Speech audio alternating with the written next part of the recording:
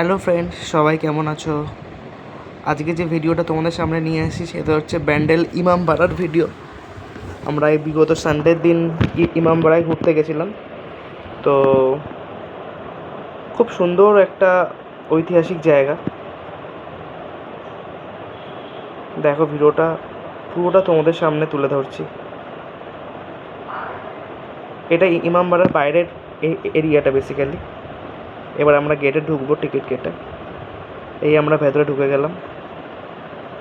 এইটা হচ্ছে ইমামবাড়ার ভেতরের জায়গাটা।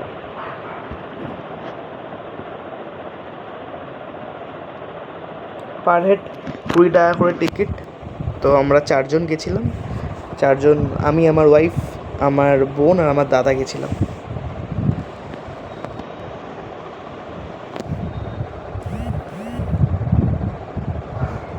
দেখো, প্রত্যেকটা এটা হচ্ছে ইমামবাড়ার হিস্ট্রি। ইমামবাড়ার হিস্ট্রিটা যদি কেউ জানতে চাও, হুগলি ইমামবাড়ার হিস্ট্রি যদি কেউ জানতে চাও, ভিডিওটা পজ করে দেখতে পারো। এখানে বাংলা এবং ইংলিশ দুখানা ভাষাতেই লেখা আছে।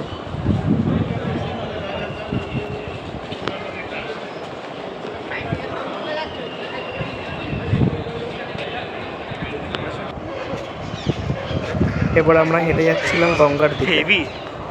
হুগলি ইমামবাড়া থেকে হেঁটে যাচ্ছিলাম গঙ্গার দিকে। থাকে রে এখানে অনেকে।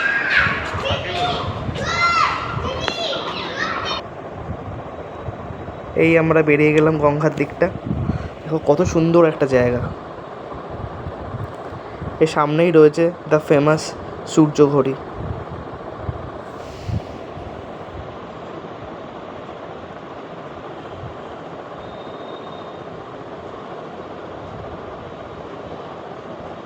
এই যে এইটা হচ্ছে সূর্য ঘড়ি।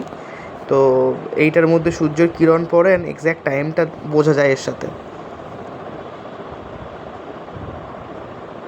বহু লোক ঘুরতে আসে, প্রাকৃতিক সৌন্দর্য উপভোগ করতে আসে।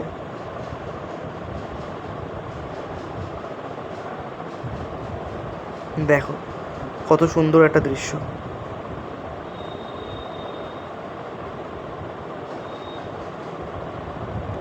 আর এই হলো হুগলির ইমামবাড়ার যেটা অ্যাট্রাকশান, সেটা হচ্ছে সূর্য ঘড়ি। সূর্যের কিরণটা যখন পড়ে তখন এতে ঘড়ির টাইমের সাথে এক্স্যাক্ট টাইমটা বোঝা যায়। এতে সব কিছু দেওয়া আছে। তো এখন যেহেতু সূর্যটা নেই, একটু মেঘলা ওয়েদার ছিল বলে সেই জিনিসটা ভালো করে বোঝা গেল না। সূর্য কিরণটা পড়লে ভালো করে বোঝানো যেত আরও।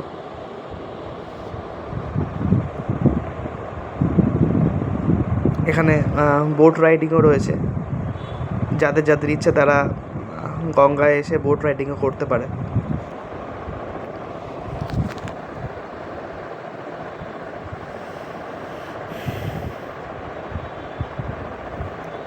আর এটা হচ্ছে হুগলি ব্রিজ। এটা হচ্ছে সেকেন্ড হুগলি ব্রিজ। ট্রেন যাচ্ছিল।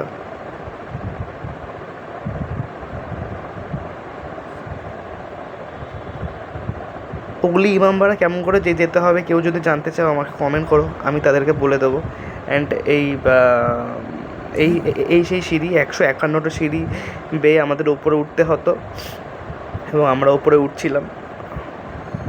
ওপরে উঠে যে ভিউটা দেখা আসবে সেটা আমি তোমাদের দেখাবো এবার। দেখো, এই সেই ভিউ। তো এই ভিউটা দেখলেই মনটা পুরো জুড়িয়ে যাচ্ছিল, সব ক্লান্তি দূর হয়ে যাচ্ছিল। আমার ভিডিওটা কেমন লাগলো তোমরা জানিও।